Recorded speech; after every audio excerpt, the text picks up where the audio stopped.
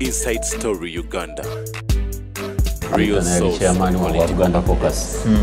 Nakomerera afunye ebizibu ngalo kutogikwatako yalonda nafa opposition. Yagano gikwatako.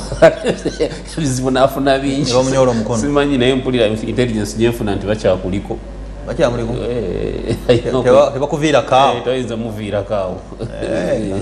Kasita mu lwanji kankani musajja wa Kabaka oyo. Entebe ekyali enkalu yeziziza wabali ya Honorable Muhammad Kibedi Nsegumire baka wa parliament wa Kawempe North brother wa Mitiana North anti Kawempe North yevo kulondo mbaka wa Mitiana North eri musingo Kibedi Nsegumire wanabatuuse tujja kumwaniriza era obutako nakadde nkujukiza emisinde gy'amazaalibwa ga Ssaabasajja Kabaka yakubayo ddi yakubayo nga mukaaga wiiki ejja ku Sande ng'ogyeko eno Sande ejja tuli mu Lubiri Mengo kajozi mitwalo 2 kafune kakati tandika okweteekateeka okudduka emisinde egyo wetumala awo tulina amazaalibwa ga baffe nga 13 ye Sande egy'okuddako Ssaabasajja yasiimye gabeere mu Lutikko e Lubaga essaawa tujja zibategeeza waliwo na activities ezigenda okukolebwa mu kiseera ekyo okuva 4 paka 13 era mbakubiriza mwena mwenyigire mu nteekateeka ezo kubanga baffe bwasiima tulina kukola nga bwagambye. Honorable Mubarak Nyagwa ntandise naawe enteekateeka z'ekibiina ekiri mu buyinza ekyawangulwa mu bitundu bya Buganda nga baagala okwezza Buganda percentage ki tibasobola okuzza emitima gy'abantu luli ababa makalulu kati okukabawa ebyaliwo olubeyongedde kusaanuuka waliwo bigonjoddwa abantu bagambe ewali galabuzi eri kusiro North ne baleeta Paul Nsubuga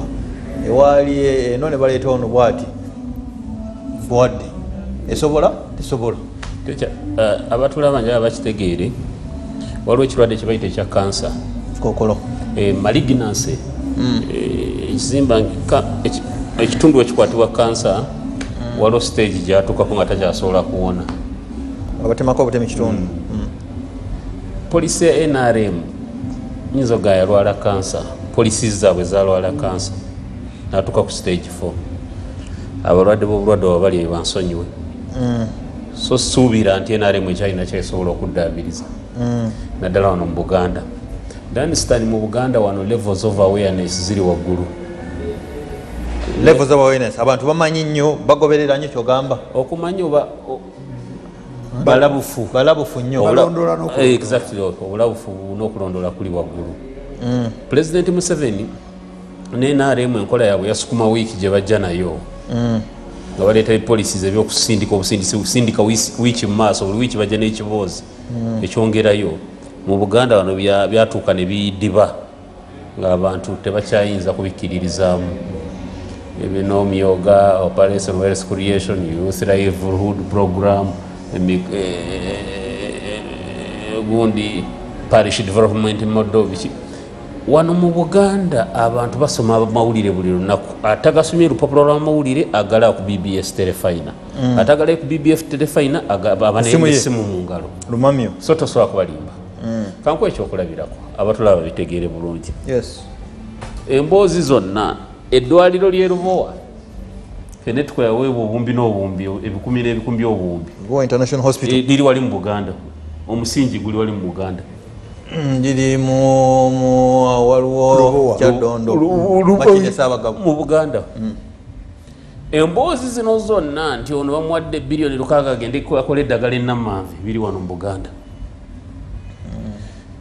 katunulira olwaleero buli muntu mu Buganda 90% balabye amawulire aga BBS balabye amawulire aga TV ne bakulaba ng'obajerega ng'oganaleeta parish development model kugoba bwavu omuluka gufuna emiliyoni 10 ono yali meya emukono omuluka omunene gulimu abantu gabameka mukama wange ogw'enamera gulimu 6 exactly omuluka parish yes parish y'enamera ogiwadde miliyoni 10 ojja otuula mu parliament ogaba naye amagye ge twatutte e South Sudan okuuma Salva Kiir tebamuwamba getaaga 36 billion bane muzitwanguyize tugende tukuume Salva Kiir can you imagine amagye gali e South Sudan getaaga billion 3 mukagga kuma Salva Kiir tebamuwamba mutuwe bilioni 3 tuzeetaaga tukuume entebe ya Salva Kiir oba bakyali wano tibanaye okweddiza umeme twetaaga obuwumbi 600 naye wazivuddewa gavumenti okweddiza ekitongole kyayo twetaaga obuwumbi 600 babali let me tell you emboozi n'abantu bazuulya kankuwa ekyekirabira kono muganda wange yatusanganya amaloboozi g'abantu abavubi baffeeyo abokunyanja mu parliament emboozi eziri ku nyanja bwoziwulira these are horror stories amagye bwe gayisa abantu amagye bwe gayisa abantu ne batuuka obasuula mu nyanja abantu bafa abantu bakola kati omuntu wati anakuwatya akalulu Afghanistan n'empuuta gy'omukubira empuuta gy'olaba UPDF esindika amagye obwennyanja obuto bwe businga obbakubira NRM obwennyanja bwe bakubira empuuta gy'obakubira nti bakwata nto nayo bagiteeka abakusooka baleeta ndeete sebo onalewo Senyonga empuuta egyola mu Victoria baleeta ndeete gwali mulembe gwa Muteesa Kabaka Muteesa oba Obote One Minister John Babiha yagamba tuteeke empuuta mu Victoria baleeta ndeete lwaki tobayamba to diversify nyingiza yaabwe nobajja mu kutunuulira ekyennyanja ne bagenda ku bintu ebirala ebiyingiza ssente okusinga okubasindikira abakuba emiggo bwewazuula nti esese wabalayo ebinazi waleeta beewonaayira bajje babirime azifuga abo tebasobola birima olwaleero omuntu weeruweero ngenda njabulajabula ku nsonda za Buganda ez'enjawulo omuntu weeruweero olwaleero alima ennaanansi n'azirima ne zibala ng'azitaddemu ssente ze ennaanansi ttaano eruweero zigula 3,000 ku musiri oba 2,000 wakati wa 2,000 weziba nene 3,000 ennaanansi ttaano omuntu weeruweero mu muluko gulimu abantu 600 teyandyetaaze kuba milioni 1,000 abantu beeruweero bandisuubidde wandisalidde ekirime kyabwe ky'ennaanansi amagezi tukyongerako kiti tutya value eruweero nekitwalibwa nekitundibwa ebunaayira ntukinonyiza akatale ebunaayira awo wandibadde osuubirawo akalulu kati njagala nsinziire wano saaga kulya budde bungi mpayo ekintu kimu NRM kyekoze mu Buganda mu myaka 4 ekisobola giweesa akalulu myaka 4 nisikiikiridde NRM you are an investigative journalist Kasolo wuuyo nankabira wuuyo wasise namuju wuuyo kibedi ajja ekinkoze binti omuganda wange tanatuuka bw'anajja mumbuliza ekibuuzo kino nti munyagwa kugambye tuweeyo ekintu kimu NRM kyekoledde abantu mu Buganda mu myaka 4 ko bayinza okusinziira oli naafumiitiriza n'agiwa akalulu myaka 4 okulwanyisa ekirwadde kya mukenenya bakifubyeko nnyo bakikoze mu Buganda muka kifubyeko nnyo bakikoze mu Buganda buka sente bwe baadde bazitoola kati nde America bwe yasazeeko obuyambi oluguudo lw'e Masaka Mwasanjala luli mukolebwa expressway yiyaawo ewabwe teziriyo kati ebyo biveeko ebireke bijja kusumbuwa n'ekirime ky'emmwanyi singa kulimibwa wano mu Buganda mwadde mukolekolero mwali tutentungamu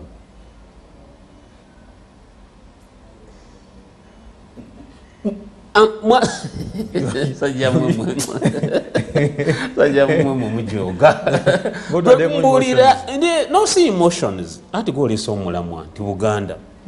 president njagala akimanye oba ye yabigenderera oba bamulimba bulimbi naye Buganda abantu be Buganda tewali kibayiza kusongako nti ekyo ko tuyinza okuweera NRM akalulu akaddako kino nkikubulira nera nkunyonyola balina b'empimo mmeka kati mu Buganda 3 ndowooza bali aba 3 namba njagijjukira bayiza kuzza 9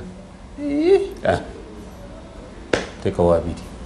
omuyaga bwegujja mumala ne guvaawo kino sikyamuyaga NRM yagamba guno gubadde muyaga abantu banoonyeza ambuleera kankuze ku kirala injustice abantu bagiraba olwaleero amatabo galabye orova right nema egenda etambula mbwejja abantu mu ntobazi waliwo hoteri e Munyonyo yayiwa mu Lutoba mu Lake Victoria yiike eziwera 8 Munyonyo eyo tegambwangako yayiwamu kitaka ettaka buli mugagga yayiwa ettaka mu Lutobazi tagambwako abantu amataba gabatwala abagagga baziba emyala tobagambako bwe muyita ba investor abachina bona bali myala mu Ntobazi tembagambako instead mulumba bana abantu baffe ababulijjo mugenda mutulugunya kankubuulire ngamaliza ngende wa honorable Myanyi okimanyi nti Uganda yonna oba Kampala yonna erimu ICU beds 405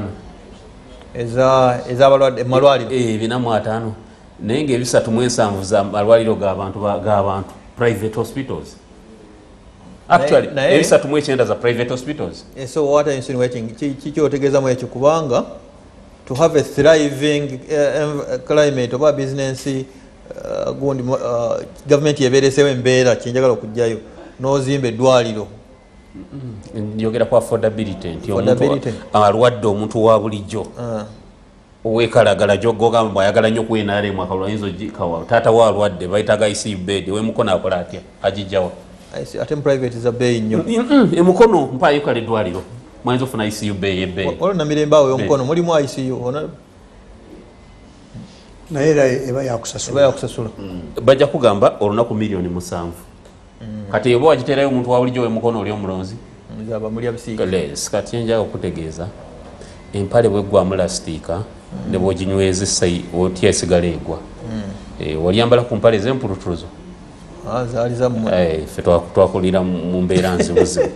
empale y'empulutuzo eba neneeti naye empulutuzo bwekutuka bw'oginyweza wano mu maaso emabega ng'eyiika ogifundikire n'emabega ng'eno mu maaso eyiika NRM bweri tekyayinza kukitereeza yakutuka lasitiika. Honorable Muyanja Senyo mwogezi wa NUP mukono NRM esobola okweza Buganda bwe kiba tekisoboka lwaki bwe kisoboka biki ebiyinza okusinziirwako 2026 kobakooli ng'omusomesa tetera nnyo okwogera ku byabalala wabula otandise bulungi n'obuuza omukulu ono kiki baba bagenda okukolawo kubanga bw'obanga omwana abadde apafominga bulungi n'agenda ngakka buli taamu ngakka performance egenda ekka wansi bw'oba omusomesa otuula n'omwana oyo n'omubuuza ki ekigenda mu maaso era bw'omuleka n'otakikola oba oyolekedde okubeera atambulira mu kwewoonya. Olwaleero waliwo ebintu bingi ebisobola nga muganda wange bwakugambye. Ekikulu ekisooka abantu ekisinga obubanyigiriza n'atabimanyi n'abitegeera level of corruption obuli bwaki bwenguzi. Kati olwaleero mbadde mpulira rediyo zonna zibadde zikayana ku kintu kimu batugamba kusasula umeme bilioni 3 tuwulidde bimeka tuwulira okwewola 7 ebyo byonna biteeka omuntu mu position ekujjamu obuki obwesige. Ekyokubiri gwe tuwabaddeko kawempe naye entale ezabaddemu kalulwe kawempe ku side ki opposition ya NRM ng'obasanga naye ng'oli akugamba nze nange nkolayo kange tazze lwakalulu wabula azze kubba era bangi bajja kujja okubba nga general election yekoze eki etuuse. Olwaleero ono yaliko mu parliament nga mwendi nendeete okusaba wabeewo sente ezisasulwa mu masomero wa gavumenti ziregerekebwe nga tumanyi nti omuntu asoma mu ssomero lya grade zino awa lino asoma mu grade B awa zino tibampa na ansa nakisaba emirundi egyo 3 kiri ku ansadi genda ogogolinga olabe. Olwaleero Munnayuganda kyeyali etaaze nze nga nfa abina okusasula ssente ewammwe ewa Kiso obusomero bw'omukyalo omwana wange asobola atya okugendera ku government support e Makerere University naye olwaleero n'amutwala otya? Abagenda okumutwala be baaba bali mu masomero aga waggulu okiraba ne bagamba tuteekewo enkola eyamba bamulya bisiika abaana baabwe ogenda naye neyamba bano okubaako we bafunira kuba kati omwana yafunye points 16 ku gavumenti tagenda Makerere tagenda genda Nakawa tagenda genda Kyambogo naye nga ewaabwe mu masomero gewaabwe yasinze ne BBS Telefina yamukutte ekifaananyi nga n'abantu babuuka akoze bulungi bajjaganya nabadde ewaffe eyo abatulaba bamanyi empatta mugombola y'empatta twafunayo omuyizi omu yafuna first grade mu ssomero baliyita Mugomba Mugomba Church of Uganda Primary School yafuna points 12 n'afuna first grade age mu ssomero Mugombola yonna n'essomero lyaleeta ne bandi ne bakuba ne beetooloola akagombolola eye12 kikulaga wa we tutuuse mu kukka wansi ebyo omuntu byakubuuza ani abifuddeko kubanga nga tonnagamba gundi ngenda kubuuza engulu akubuuza kikyotaddewo ekimuzza engulu kyovudde olaba onakugambye bw'obeera nga bagambye nti ossa bubi bakutwala ne bakuteekako oxygen ne bakuwanirira nga bebakujjanjaba olwaleero ki onayogedde amazima kirungi ate sigaani maze kuteesa naye obaddewo muyanja yaleetanga ebiteeso ebiyamba abantu ebirwanirira abantu wano yaleeta nekya motor vehicle inspection yaleeta kino na kino okubuuza abaani abamulwana ti ate pate yange yeyanwana era onangayo nakati bonga bambega balabanga wakyaliwo abagamba neje yagenda katumulwane ojja kulwana muyanja naye abadde akubuulira akakugudde ku liiso nga takugamba lwa bubi naye akubuulira nti kino kyoteeka okukola olwayo ne bogamba nti school fees bazibanking mu URA bana bankinga neza uniform bana bankinga neza development bana bankinga naki wabaddewo okutuula ne ba stakeholders bajjeyo ekintu ekiyinza okuyamba education system okuddamu omuzinzi eyamba omwana w'omukyalo ffe bibuga siweraliikirira bibuga tajja kubaagwa alina laptop mukyalo omwana nebyoyogera tabirabangako eyewaffe lwaki bajaguza first grade emu nga nkyali omubaka nabatwaliranga paspero ono bwomawulire ne bakola ebibuuzo ebyo ne bigololwa abasomesa ne mbasasula kati omwana oyo atalina mukisa gwakuba na bibuuzo binyolebwa naye naafuna omukisa ogwokubanga taviiriddemu awo era nga bafuna first grade ezitegerekeka kati tezikyafunika kati omuntu nebwobanga ogenda kunteekako sente nga buli zebanteekako toyinza kati kumpaagula nekuluno naziwulidde ngono bwagambye olwaleero gikwatako nga kibiina kigambye kwatibweko kakati nagaana buganyi olina kwenenya wekka mukulu busuulwa naliwo bwobanga otunuulidde tv eyogeranga amazima nagaana buganyi nze nina olutambi nga nakola laala 22 anti kati wawuliriza bantu noleka ekibiina ate bebamutsindika kati gwe bantu omanye ennaku eri mu kunakuwala ngaoyogedde byolowooza nti bikukolera mu kibiina kubanga olujjo nali nemugaa ne bwe sibeerayo mp naye nga nina eddembe lyange kisinga okwogera ebintu ebitaliimu ebyo byonna bisoomooza olwaleero bwolaba okulwanagana abatuulaba n'abatuwuliriza bwolaba okulwanagana gwe kikuwaaki nti omuntu abadde ku oxygen avuddeko nokulwanagana kuli mu bibiina byonna efa ne batulaza awaddewo honorable Kagabo Twaha yali kaadi ya NUP omule mu kisaati ekyakyenvu kuliko ne baasi awagati ate oyo alwanye miliyoni ana ze zaleeta obuzibu talwanye yakola banne kye batamukkiriza kukola ye nazeetikka mu kibaasa tewaziraba nazitwalira mu kulumpuuga kati yali amulabisa bwe gwali basi bwe gwali nalinda ba TV bulungi kuba mugasaka oyo twakagabo kati ekyo wava obuzibu olwaleero bw'oba oyagala obwana obwo bubuuke lwaki tokolawo system ebuyamba nabwo obulabu obwo n'obwana ku nnyanja abantu bazaala lwaki tokolawo system egamba nti kati mu myoga Paris Development Model ab'oku nnyanja owaabwe katumukole mu maato tumukole mu butimba tumukole nga bo tubawo ekyenjawulo bwe tuba tubajja mu nvuba ki embi bwe bwana bujja kusoma secondly olwaleero bulutayita eriwo yeetaagisa bwebanga ozuula bizibu era wateeka okuba yajja n'abuulira muzeeyi amazima nti General Museveni wano abantu baffe balimba tunula wano bwoti yitayewo abatali bamaanyi nnyo babuuze ki ekigenda mu maaso naye olwaleero tugenda tubeeraawo ffenna obaye bwe naayogera fe abaayogera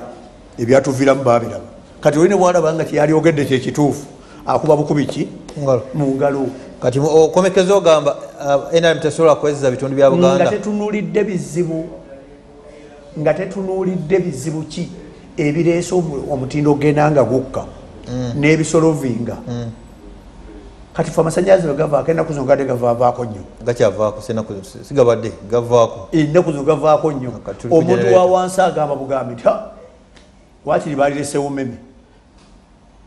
abakola endagaano ya umeme eyenyigiriza eggwanga okutuuka wano babadde exposed baafa kuba liri abantu abakoze bya agreement bo ne babbiramu omudidi n'omudidi gw'ensimbi pulezidenti yennyini yayogera bujagaali waffe gwetongoza okweza Buganda anaavaamu ebibala ebyawakubya byaweddewo mwe bamu abayitamu kaali kasubi abajja mu bitundu bya Buganda ne muwangula akalu naye nga sinnabakuwa tuli mu biseera bya nkuba bannaaye enkuba efudde emba nnyo ku makya kiro amasannyalaze ne gavaako naye Kampala Capital City Authority egamba nti Idi wa Kampala Hajjat Sharifa Buzeki akuwa amagezi nti bw'oba ovuga mu kibuga Kampala mu mazzi amangi emmotoka girekeeko headlights amataala gabeeko ate weewale okubeera bampa ku bampa ng'enkuba etonya amazzi mangi motoka girekerewo breaking distance waba waagwa mu kinnya osobola okukiraba naye nasanze emmotoka nga onaagudde n'ono atamuliko kitegeeza mwawadde bampa ku bampa wind screens aba wipers benga zikola bulungi temutambulira mu mazzi mujja kugwamu ekirala tovugira mu mazzi kuwaliriza osanze ekitaba manja akamotoka katono n'owaliriza n'ogagendamu emmotoka bwegenda mu mazzi enafuwa ogenda okulaba nga eremereddwa nga yeefuula obanga egwa side emu ate speed tulina ogikendeeza kubanga enkuba ye ekyatonya Hajjat Sharifa Buzeki Idi wa Kampala yaŋambye nkuwa amagezi ago gagoberere tusobole okuba n'abantu abalamu n'ekibuga ekirungi Kibedi honorable musobola okuweza ebitundu bya Buganda ebyabakubya byaweddewo sebo neyanza nnyo neyanzeege njagala sobola okwetonda nti nze kikeerezi tubadde mu komiti ya physical infrastructure nga tusinkana ministry ya works ngetuwadde tuleetera municipal policy settlement twagitandisa ssaawa 4 tumaze ssaawa emu kuva 4 paka kati ssaawa emu so okutambula okujja obudde mpola ki ne bugenda naye njagala kusooka okwebaza abantu b'Emityana North okuva Bulera Kalanga n'Ekikando okunzikiza okubeera omubaka mu Parliament Emityana yonna mwebale nnyo mwebale ddala n'okwongera okwebaza Ssaabasajja Kabaka okuterawo enteekateeka eno okulaba nga bannayuganda Buganda yonna ekulaba ku lw'enkulaakulana yaayo njagala okwongera mpozi okukubiriza bannayuganda bonna nti emisinde gituuse nga mukaaga epo enyigire nnyo mu nteekateeka eno okulaba nga twongera okutumbula Obuganda ne Uganda okutwala ebiri gyokka akajoozi njagala kwebaza panel eno gyoleese bonna basajja bavunaanyizibwa era njagala okubategeeza nti Buganda ne Uganda NRM egenda kwongera kweddiza ebitundu byayo NRM yes egenda kwongera okubyeddiza justify olw'enteekateeka namutayiika eteereddwawo gavumenti yaffe nga tuli mu byenjigiriza tuli mu byenzijanjaba tuli mu kulaba akaweefube okulaba nga bannayuganda buli munnayuganda gyali afuna akasente akamuyambawo okutandika okuddukanya emirimu nga bwe girina okubeera tuli mu kaweefube ali mu kukola infrastructure ali mu kuddamu okuddaabulula enguudo zaffe oba enteekateeka zonna okulaba nga eggwanga litambulira ddala waggulu n'olwekyo mpakakasa nti waliwo ebizibu byetwafuna emabegako oyinza obutabuusa maaso ng'ekibbattaka abantu baali bangi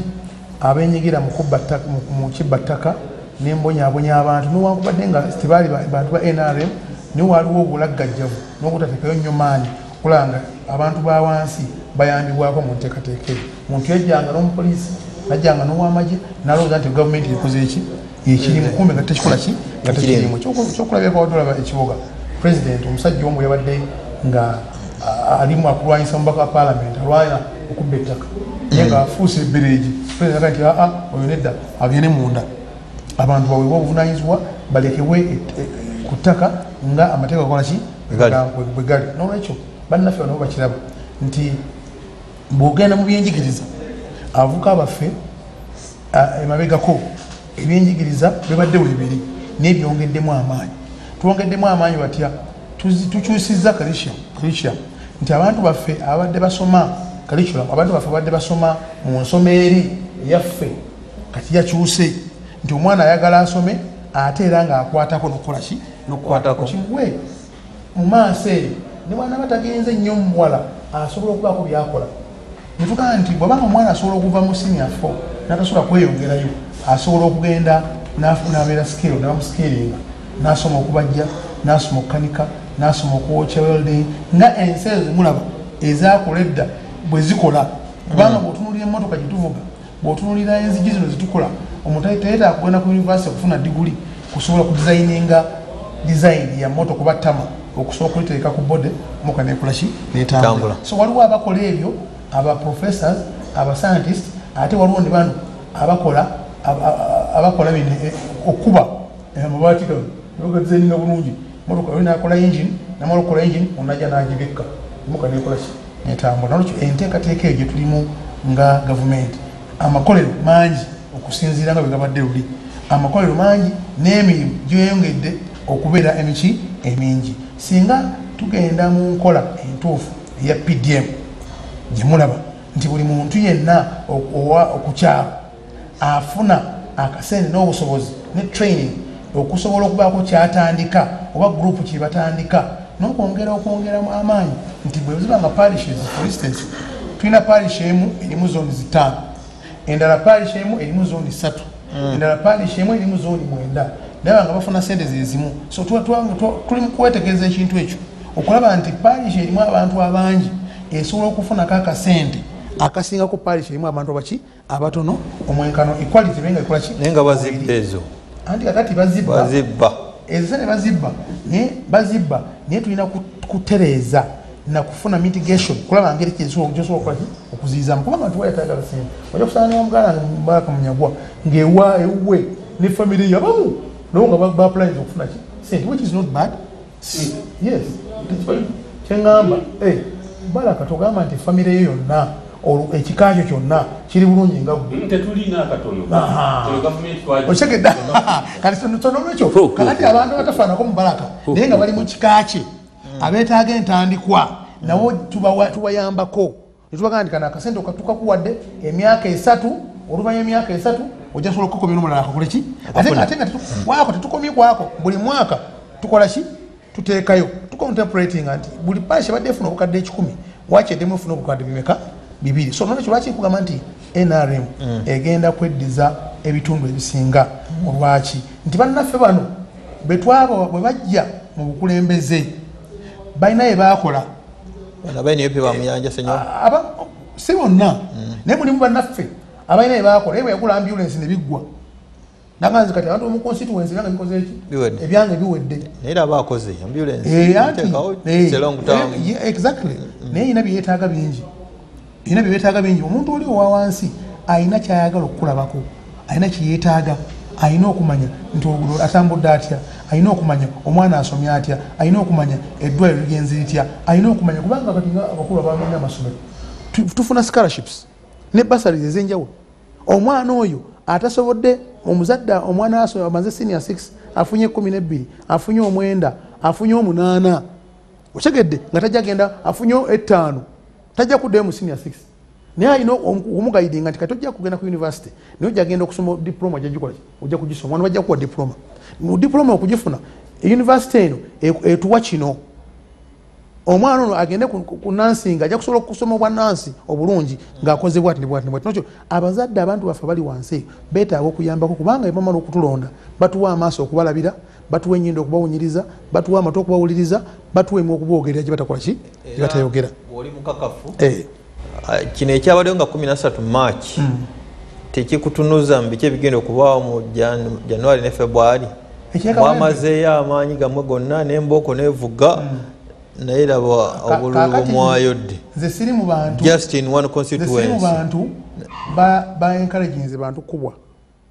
ekyo siri mu abo mwayagadde kuliisa maanyi ekyokubiri no kubanga singa twayisiza maanyi ate nekyekumi nakyo kyongera okunyweza Uganda mu demokrasia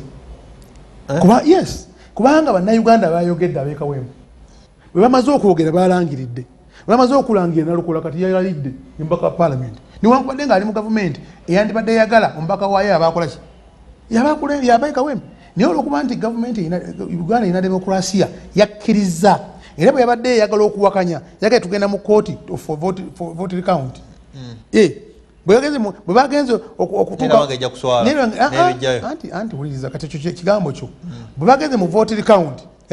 nebaga nti obudde bugenze ekintu kitutta obudde ono bamaze mu gazetinga by event nagenda mu parliament nalayira kati olwayo lwetwogera nabadde nalukoola kati honorable nalukoola kyongera okugumiza demokrasia wa Uganda ne gavumenti nti ekubira rule of law singa bete kigobere nti tebajja kumuteeka mu gazeti tajja kulayira tajja kubeera ffe twagala aliwa twagala nambi enale mojagala nyo onale bukibedi msegumiri naye olaba nti 226 wakiso Sendinde nga bwe yakuba akomawo minisita kye Muyingo nti ajja kudda kakati ebintu bino bya mirundi sinankabirwa ebintu bino bya mirundi ebiri nze njagala kwebaza abantu b'Emityana North amagombola 3 okuli Kikandwa Kalangalo ne Bolera tinewankubadde empewo ne kibuyaga yaliwo naye abantu batunulira ani azze era agenda kukola ki era atulazeeko atya nti kempewo ketufuwe katubeere ku muyaga kagujje naye tugenda kuyimirizawo omusajja waffe era tumuwanguze n'olwekyo nga tetunnaba kuva ekibiina kino kikuyambako okwongerako naye ng'omuntu gwe personality yo gwe ebigambo byo n'ebirowoozo byo n'enkwatayo eba nkulu nnyo mu kifo kyoyimiriddewo so abantu bano bonna abazze oba ebifo bino ebyagenda nga muteddwamu abantu abajja okuyimirirako aba NRM kijja kusinziira ku muntu oyo ayimiriddewo tojja kuleeta muntu amaze emyaka 15 n'agweri n'akomawo nga tana kyeyali akoze nogaa nti kati omutaddewo olw'obwa NRM omutaddewo abantu b'omwaka lulo tekisoboka oteekeddwa okuba nga naawe oyina legase oteekeddwa okuba nga oyina omukululo guwaleka nti newankubadde empuyaga yajja mu butanwa n'ogenda naye abantu bakumiisinga otegedde kati bw'onoobanga ebifo byetwogeddeko Muyingo bw'onootunuya Muyingo kyali educationist minister omulaba nti yalina kyeyakola era ojja okumulaba nti olutalo lujja kubeerawo lunene I'm telling you olutalo lujja kubeerawo lunene okuwangula Muyingo ng'aze mu kalulu yes anti kibuyaga mwayimulonde bimutamanyi otegedde naye kati abantu babitegedde era okunya nga baleesa ate omuntu era omulala abantu gwe batamanyi naye bw'okomyawo kuba n'abantu bebalonda nga obakomezzaawo bajja kukola comparison kyogamba naabaliwo beeyiyeeyo baweebwa akalulu abamu nze njagala nkuwa ekyokulabirako ekyange ewaffe olina wotukanoga nti ku baconsulas omu nga wa NUP mulala wa NRM ono nga twamusuwa najja ne bakuba mu ngalo owa NUP najja kansalari you sitting najja ne bamugoba bugobi genda kati ono nyingi sawa zino kubanga tosobola kubanga wabeera bakulona 221 n'okomawo mu 224 noga njagala kalu kubanga ndi wa NUP you must walk the talk you don't talk the talk toyogera bwogezi kubanga oyagala kwogera naye oyina kwogera ng'oyogeza biki ebikolwa nolwekyo njagala kugamba nti NRM abantu bangi mu bitundu bya Buganda ababaka ba palamenti abaavaamu ng'abantu babajulirwa nti singa bakyakola ki bakyaliwo nga tebakyasobola tebalina kyakola kuba essimu bagendawo wa Brigadier General Henry Isoke omuntu we bajja mugwa mu buufu Honorable Charles Omukyala tunuulidde ensonga ya NRM okutongoza enteekateeka y'okweza ebitundu bya Buganda reclaiming chances ziri zitya z'okweza Buganda nga twolekera akalulu ka 226 naye kikulu nnyo ate Katonda wakisanyo nnyo ekisooka kwakalulu kanaabaawo todimapya fulumi ng'otunuulira ebijja byowulira e South Sudan ebiri South Sudan because olaba mwina amagye aga NRA gayingire kuzimba ebisenge so olaba wano emirembe olwokuba amagye gali eri gazimbye ekisenge kakati bwoba obalirira ekijja why don't you draw the worst case scenario also bwekigaana so mbakubiriza abali mu analysis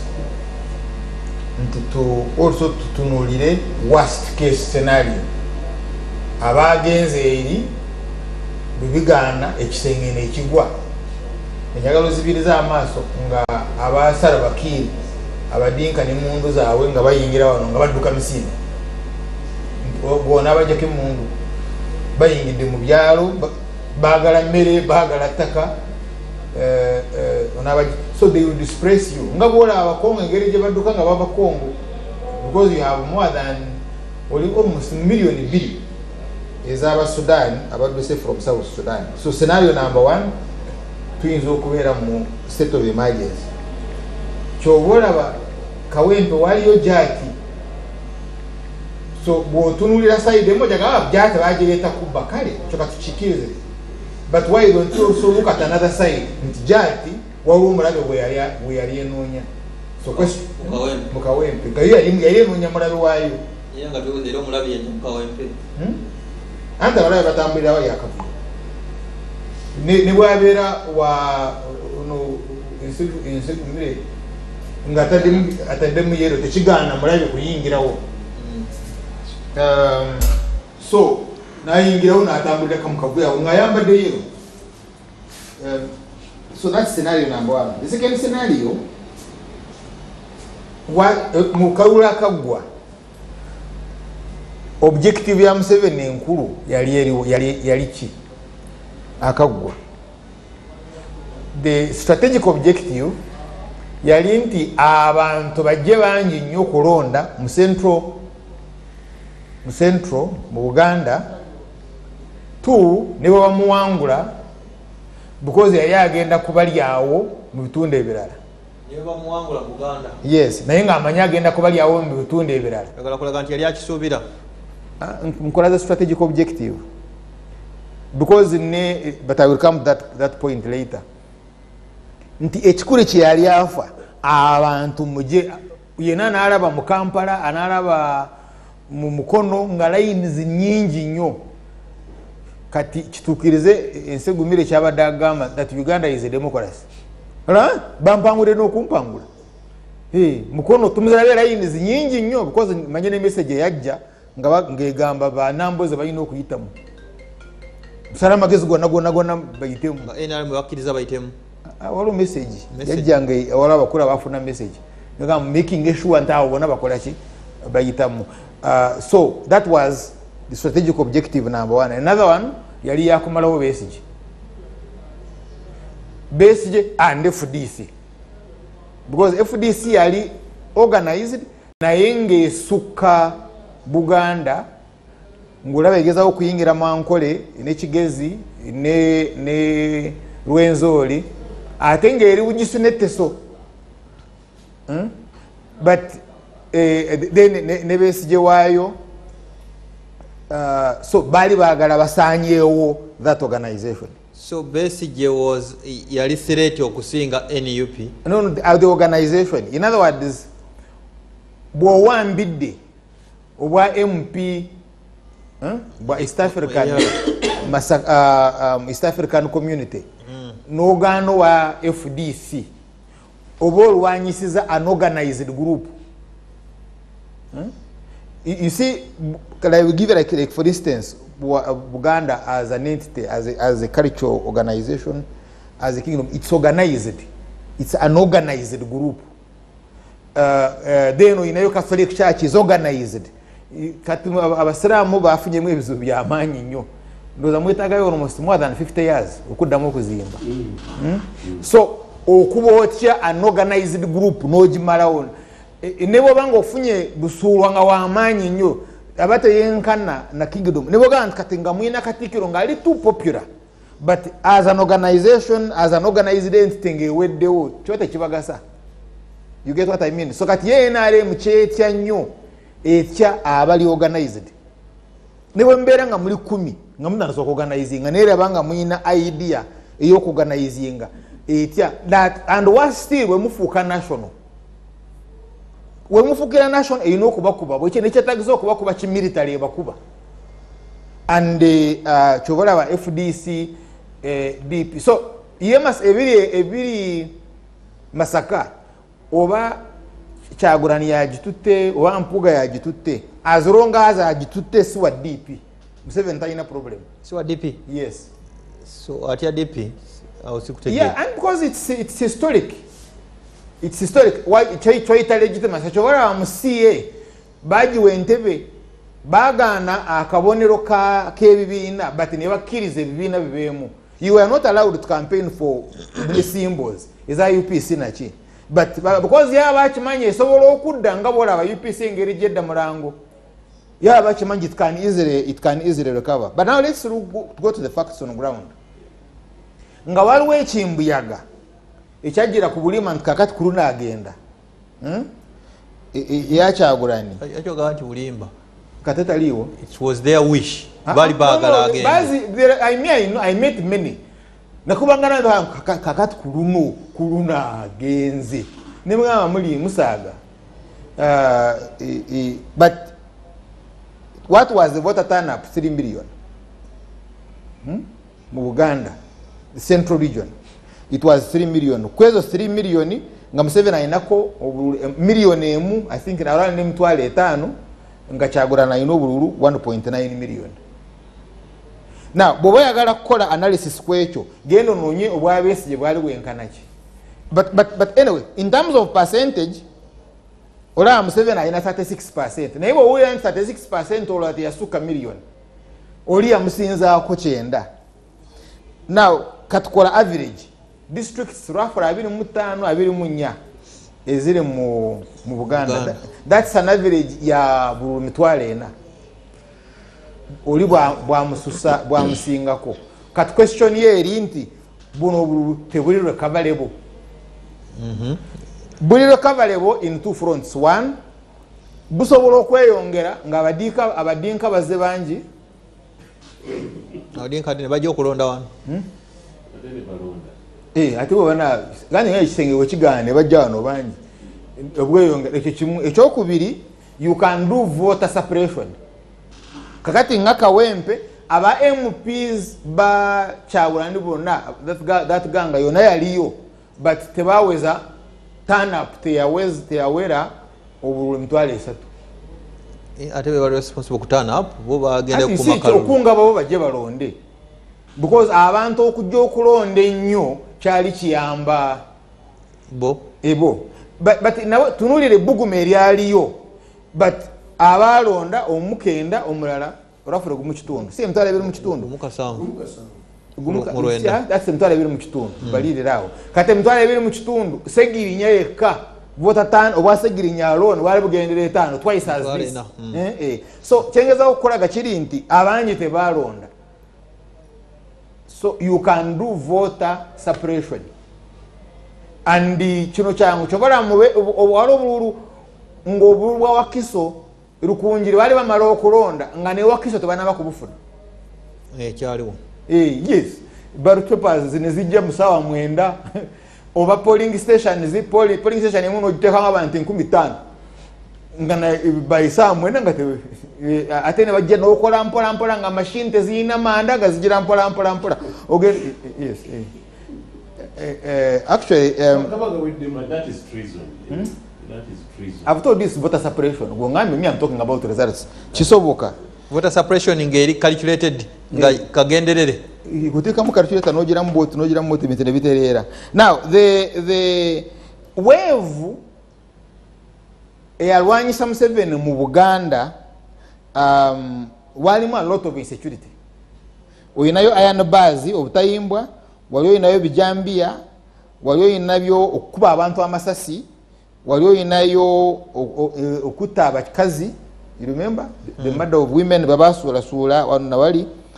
Then waliyo kati eno insecurity yonna yaleta wave nga bajja bagenda okuziika, you now have mass rallies nga abantu bakuŋŋaana bangi naye nga bakuŋŋaana bangi ku bintu by'obutemu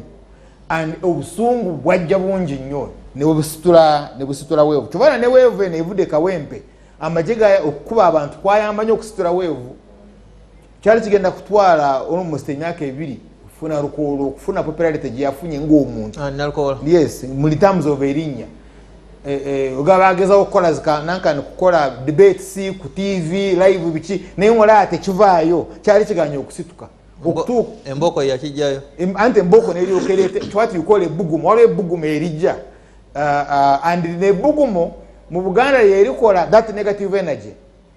normally positive energy wano byekola waliwo byekolamu kati nga bw'obadde oyogera ku byembyozi emisinde there it works but bino ebyala ebisigadde abantu baagala kulaba omulambo bagutomedde waliwo bakubya ejambiayi nabajja ne bakuŋŋaana but bw'ogamba nti bajje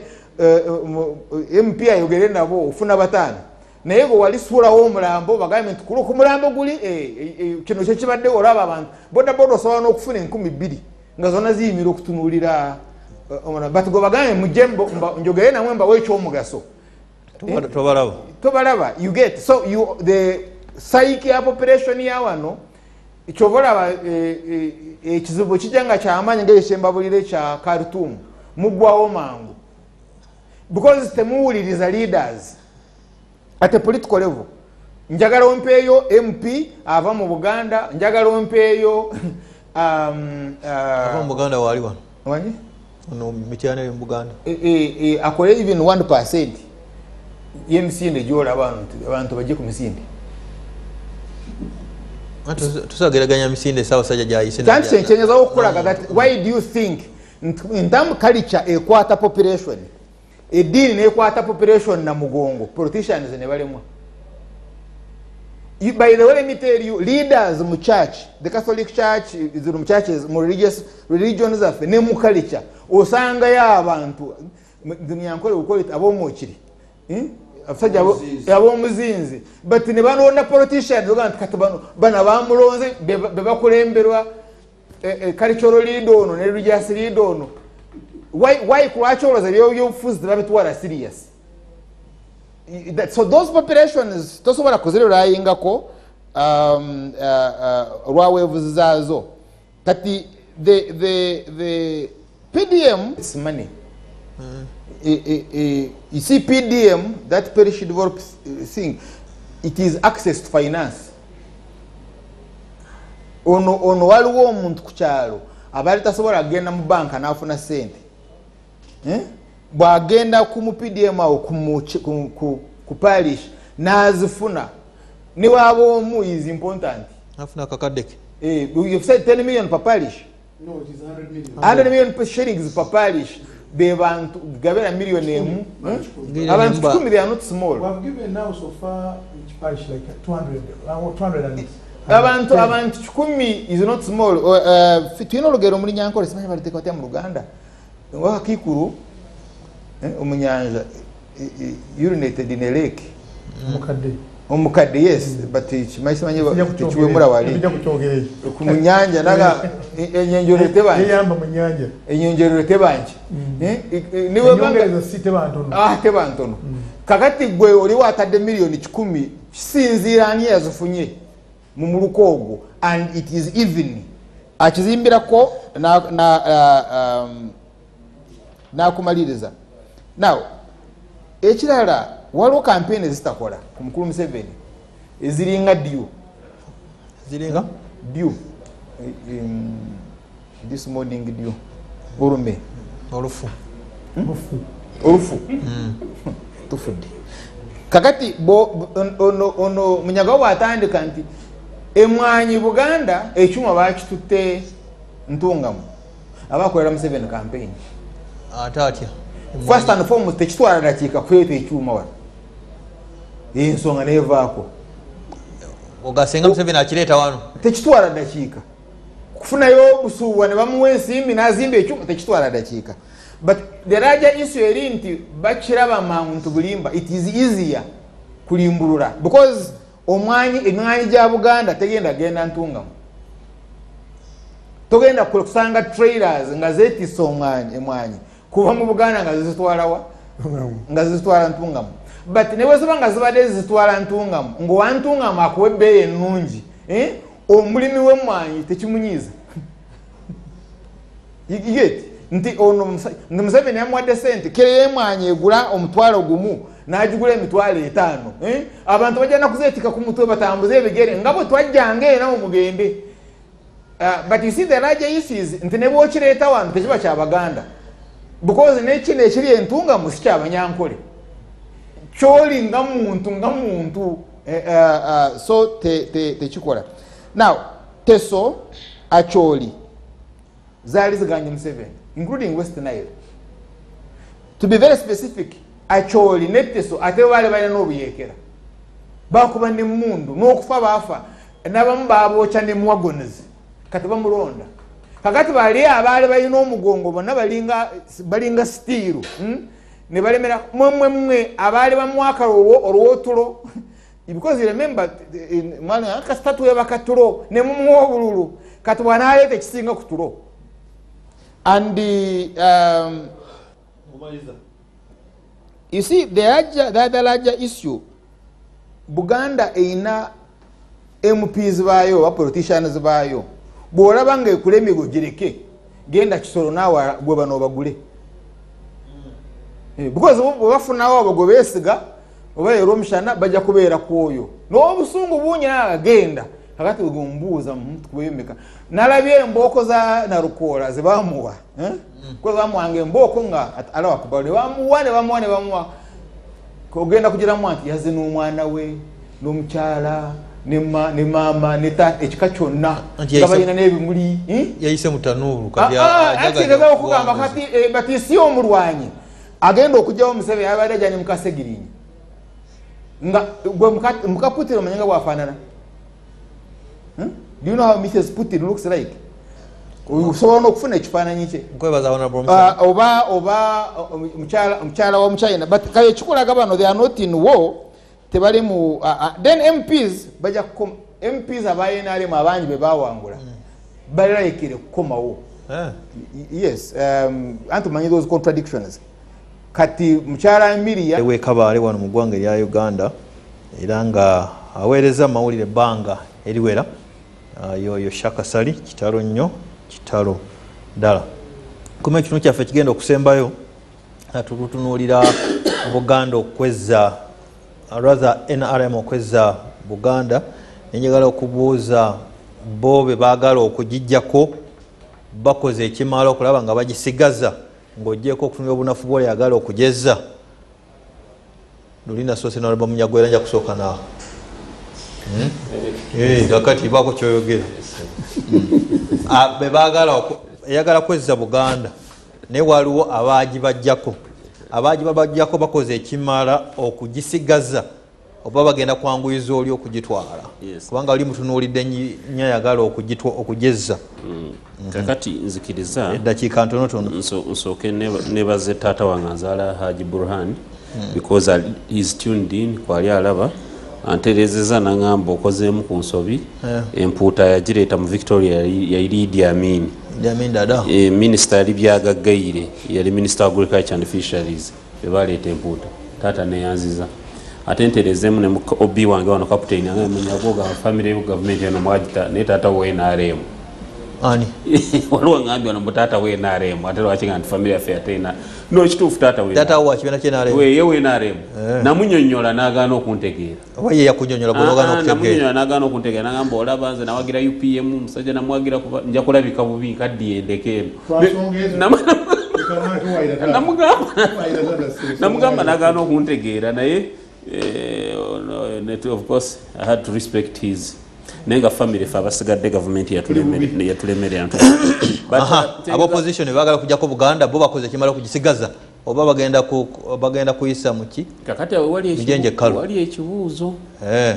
million question mu bizibu bino munabufu bwe NRM bwonna ate nabo opposition abakwata ebifo tebakoledde bantu kimala aba majority of them oli omusanga nga alowooza nti mbava mu kibiina gundi ne banziriza kaadi eyo nze mba mmaze akalulu ekyo nakyo tekimala so ebifo biyinza obutagenda mu NRM nino osanga mubigenze mba independent se mubigenze oba kyokunyola kyo kivayo bulungi nkiwulira yes sinagambako nti NRM bwe tabitwala mbu kibiina gundi kigenda biyola no that's not correct nini ba independent babaako gyebekubira olubege nayo nakimanyi otubali wali nera babafulumya list oba efulumya sente oba ki oba ki bakuwa namba gye waleeta ne strengths ya party ebeera determined by number gye waleeta siba independence so what matters multi-party dispensation ye candidate akutte tiketi yo nawangula basi yafuuka haramu mu Buganda egenze fuukira ddala haramu basi bwayafuuka haramu kabonero nga basi tutunulira bamunanikanga sekitoleko anywezezza muyingo ne bwakotakuta mu Galmondi tajja abakotakuta mu Galmondi ekyo kizeewo tunulidde bet esonalime wa kiso senninde ne bwakola atya oba yenna anajja nalongolozi kirabira naye ayagala bajja kugisiga ate no abamu abo singa bafunye bazenga abamu abo singa bazenga ba independent bandimenye mu jjenje kalu buli okwata tiketi ya basi akalulu kokata 20% ko 20% ebogisiibudde esooka nevaako ki kuba sigwanga mu Buganda nene mbitundu ebirala kigenze kikwata nti bwogira ku basi oba olina ebibuuzo by'okunyonyola bingi naye buli wogireka nojjanga independent ate ojja bulungi so analysis guno mulamwa guli bit complex takadde katono nkugambye NRM ng'ekibiina tesobola kudda ng'eyina ababaka mbuyina majority y'ababaka mu Buganda ekyo tekisoboka however sikwadde guarantee nti ekibiina gundi nti oba nupu oba ani bw'aba yeebaza I've not said that seats can go anywhere independent n'atwala wa DP n'atwala kankulage muyaga ogwaggwa mwagiramu ba MP ba DP mu Buganda wa DP Rutamaguzi wa DP waliwo Rume waliwo Sewamala waliwo Noemitiana bajja nga ba DP so ojja kubalaba nga bazze nga babiina bitonotono naye nga bazze naye nga NRM tetutte amuteringiwe ekyo ojja kiranga NRM terina ababaka bangi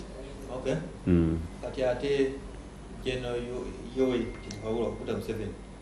yeetaaga amaanyi amangi okweza mu Buganda 10% go ge mazima amaanyi geetaagisa mangi omukulu oyo okweza 10% mu Buganda pulezidenti afunye ekizibu kimu wagenza amaliriza nga agenda akaddiwa gasembeyo okwagala kuva mu buyinza aba abuliddwa budde okwagala kuva mu buyinza of course agenda oba okumwagala ave mu buyinza nkunyonyola bwekuba okusibuluka ziri 12 dakika natera okusibuluka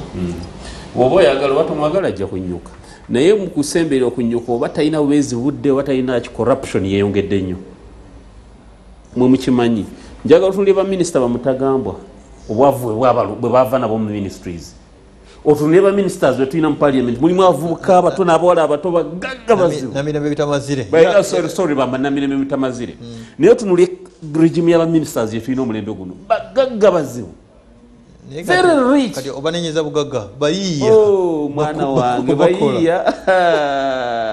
they have sorry not rooted but they have looted this country to the bone marrow no looting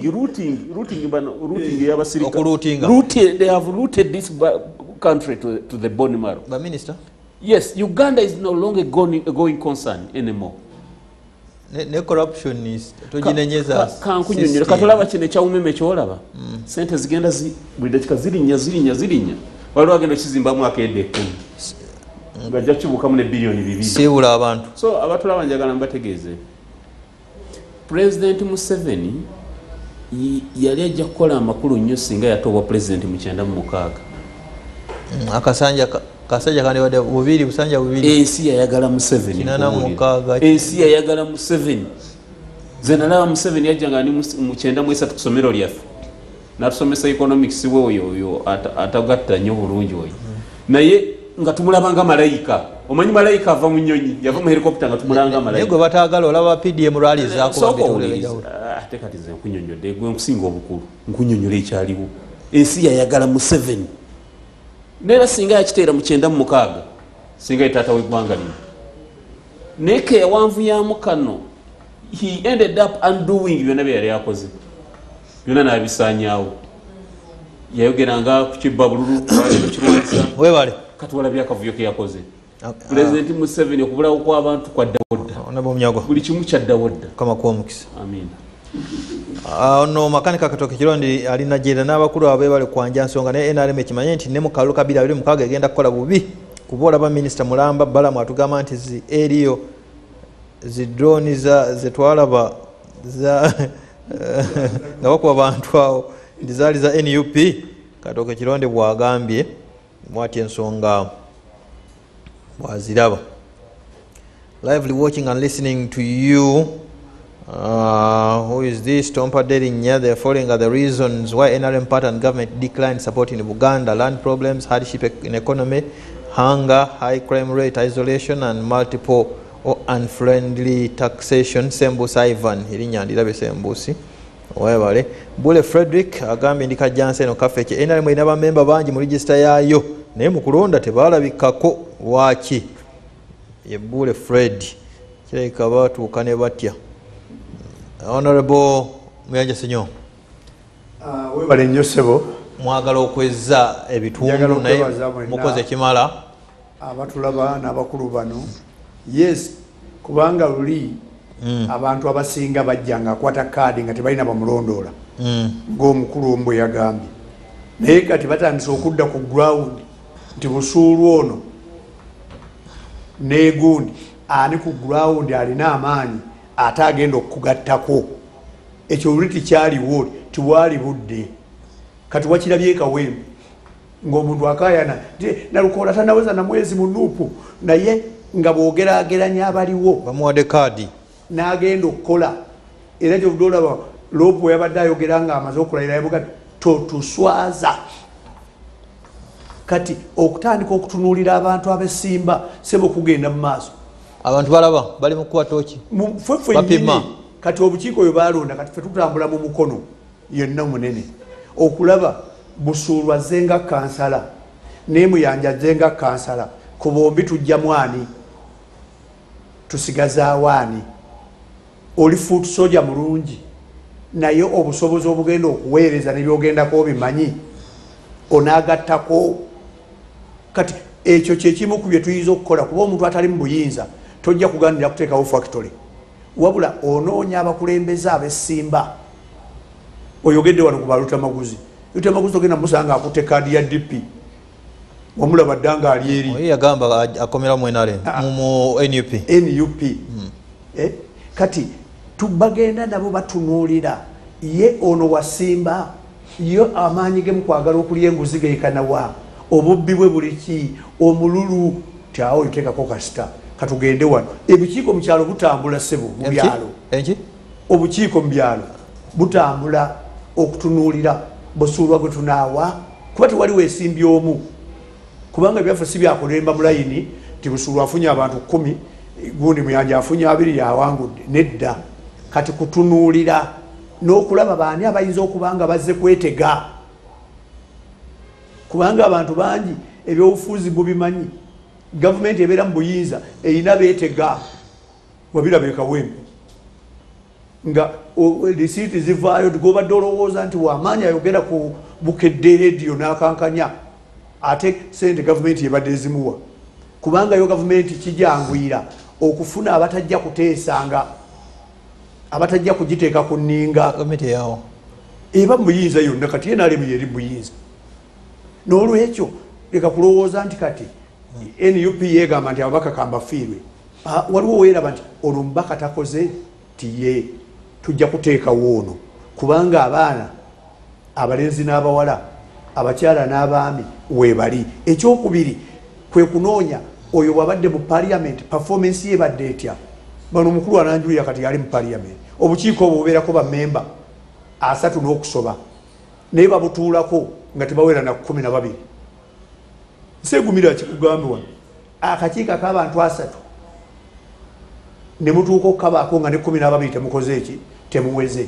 ne tuuka ku biteeso eby'amaanyi nga jjo twabadde tuli mu kwewola tusuubira nti parliament ejjudde esaakaanye eddoboozi liveeyo bwaba aweze 10 simanyi ze TV yangu bayanda sibula abantu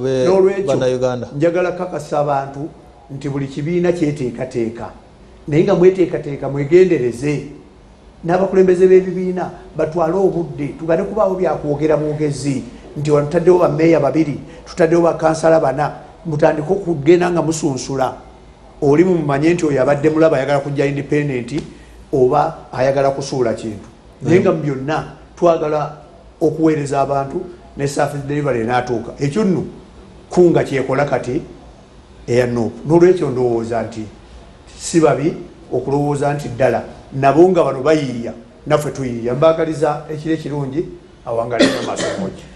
Well, you Honorable Johnson Muyanja Senyonga, Male Joseph Nsangi, Banang, NRM can't win Buganda because of what he's doing to Buganda, poor roads, corruption, etc. Mkungu Daniel Bukabwe Serinya, Nebaza Honorable Muyanja Senyonga, Tumwagala Nyo, thanks for the show, 1SDB. Daniel Bukabwe Akulamusiza Serinya, Nango Baka Mutusiza, Rwachisimaliza, ne Honorable Muhammad Kibedi Nsegumire, Unamitiana Nos.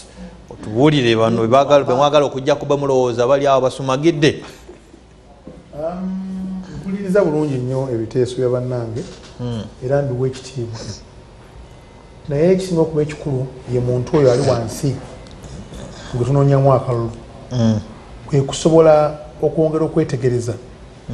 mubaka ki mukulembeze ki gwagenda okuweereza ku mitendera y'enjawulo. Kubanga buli kulonda olonda omulundi gumu mu myaka 5. N'ofuna omukisa nga gwolonze mulundi gumu gubeera rare tekusangika nga gwolonze afudde kubanga gwolonze agudde eddala ate nga tekisangika kitegeeza nti olina omukisa gumu mu myaka 5 olina kulonda omukulembeze gwolabye dda nti agenda kutwala eddoboozi lyo agenda kumanya ebintu ebizibu bye bya wansi batwala babonyaabonya abantu ku ttaka nadduka emisinde najja amasomero geta yakuyambako nagenda ku ssomero n'alaba kiki ekiganya abantu lwaki tebasoma amalwaliro lwaki obujeje tebuliiyo ebyenguudo lwaki enguudo tebatambula because abantu abawansi bo tebaagala entebe eriemu omubaka palamenti oba kansala oba LC5 tebajja kugenda bona kutula ku ntebe eyo naye beetaaga omuntu asobola okuba eddoboozi lyabwe eryawamu ate nga ddungi era nga likola tegenda kulowooza nti ojja kutwala kaadi bukaadi kubanga kaadi etunda ya NRM kaadi etunda ya Nuupu kaadi etunda ya FDC bakuteke buteesewo abantu balonde kati abantu bazibusa amaaso abantu bangi bakomyewo mu bitundu emyaka 15 18 nagandi kati nkomyewo n'omubuuza nti mu parliament weerabirayo ki weerabirayo ki weerabira tuwe ku myaka 18 mwaka ku mwaka obadde ki kyokoledde abantu bwadduka emisinde agenda kujja nga atwala ndese kati ndese expo okyegedde ate atunda butunzi bintu afunamu kaki kasi ayongera kutraining abantu ayenga mugga Yordan naye mu Yordan waliyo emigga gya mirundi 2 waliyo Dead Sea waliyo n'omugga gwa Yordan gwo guli gufulumya ne guyingiza era gulina amazzi gali fresh ate no Dead Sea bwe guyingiza tegufulumya gumira buki mu mizi be bakulembeze abo abatasobola kuyamba na kutunulira bantu ba wansi bakolaki balondera njagala kwa ekyokulabira kungaye nti NRM omulundi guno egenda kwongera capturing more territories ezagenda mbowulira yes singa omukulembeze oyo ali afitinga n'ebirowoozo by'abantu bana baleeteddwa singa sente zino eza PDM eza amasomero amalwaliro entambula n'enzijanjaba y'abantu etambula bulungi katwagala kujja bantu bafe abali mu PDM okugulawo accounts for instance wange ndi Mityana North naye omuntu okumutambuza okumujja Mityana amujja Kalangala amujja Ekikandwa amujja buli amutwale Mityana mu town agulewo account agenda afune sente twagala sente enkola eno gitwagala okuleta kakati kwekula nti omuntu wa awo mu muluka gwali ogw'Ekikandwa ogw'Ekalangalo ogw'Ekiryokya ogw'Emutetema ogwa Bulera ogwawo gonna okusobola okulaba nga azifunira awo bagambe basole bulungi bannansi basimoni banyabo abantu b'Emityana North Kalangalo